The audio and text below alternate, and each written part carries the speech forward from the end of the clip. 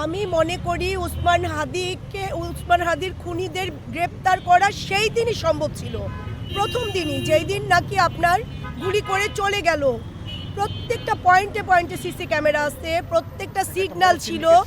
এটা বড় একটা সিন্ডিকেট ষড়যন্ত্র, শুধু ভারত না, এটা আমাদের দেশের ফেসিস্ট।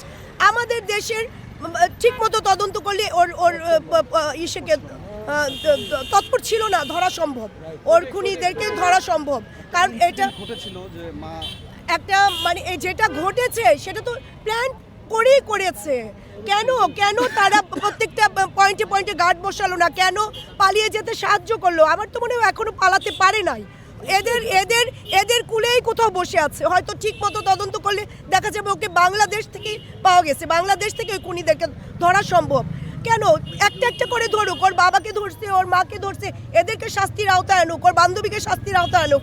কান টানলে যেমন মাথা আসে, কান টানলে মাথা চলে আসবে এক এক করে। এটা কি প্রশাসনের সম্ভব ছিল না? প্রশাসনের মধ্যেই তো ছিল।